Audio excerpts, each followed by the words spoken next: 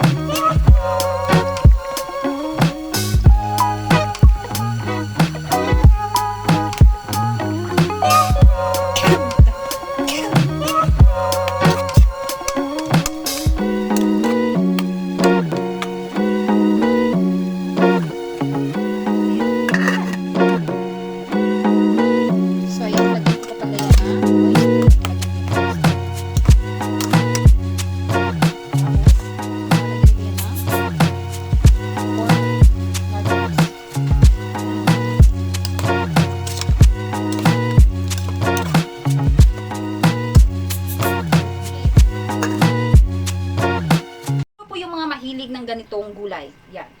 Mahilig po kami sa ganitong gulay. Hindi ko alam. Pati yung anak ko mahilig po sa ganitong gulay. Ayan, no. Pichay bagyo ata ang tawag nito. Pichay bagyo ata to. Hindi ko alam kung ano yung ano. Basta, ito po yung mahilig po talaga kami sa gulay. Yan. Pero, yung asawa ko naman is mahilig sa laman loob. Yung mga bupis, yan. Gustong gusto niya yan. Yung mga ganyan. Ayan. Lapit na po maluto yung ano natin. Ganyan na yung ating. Kailangan natin kasi ito pakuluan. Para po siya ay kasing po kasi ito kasing. Lumambot.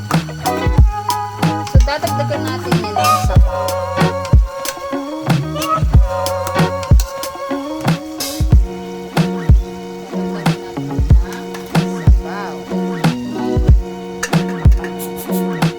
Medyo malambot na po yung ating karni at lagyan po natin siya ng sabaw. Isang basong sabaw. Ay, dadagdagan po pala dalawang.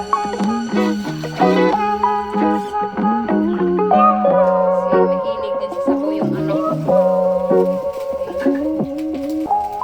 Hindi ko alam kung anong itatawag ko sa recipe ito, pero ito po talaga yung gumagawa talaga ako ng paraan para lang makakain yung pamilya ko. Ganun na talaga siguro no kapag nanay. Char.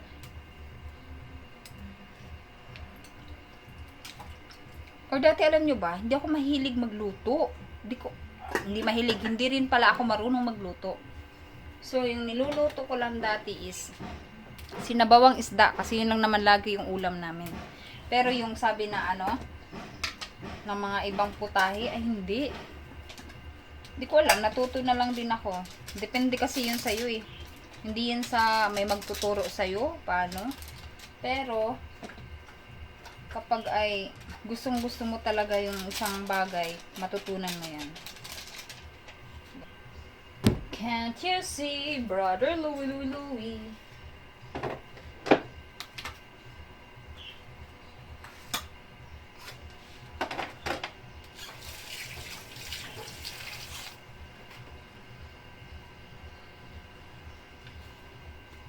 Can't you see, brother Louie, Louie, Louie?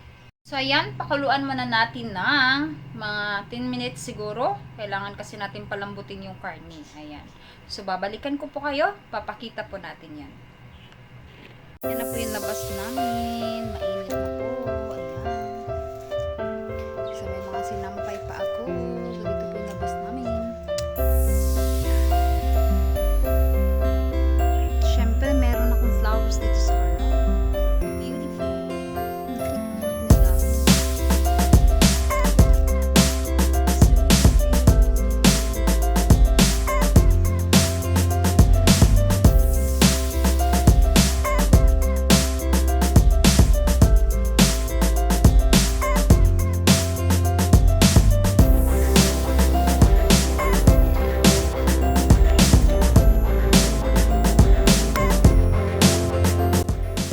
After 10 minutes, yan, ganyan na po yung ating ulam.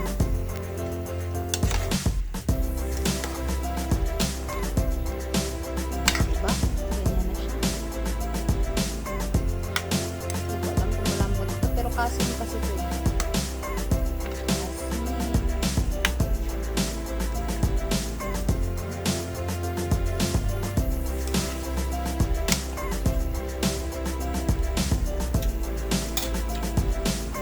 Ikot pa.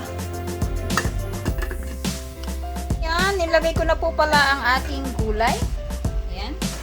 So, ganyan yung gulay natin at kailangan lang natin to. Meron.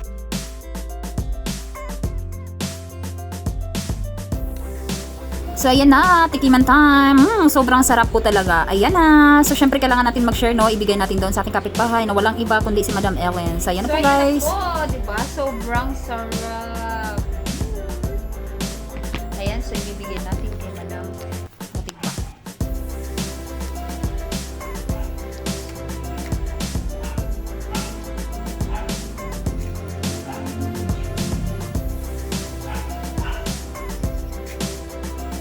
Okay, kainit. Te!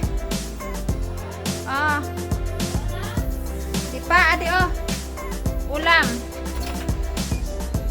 Dito sa Madamatik ba? Ibibigay. Lunch ko na rin ay. Yes. Salamat kayo. Kaya nga, dilagyan ko.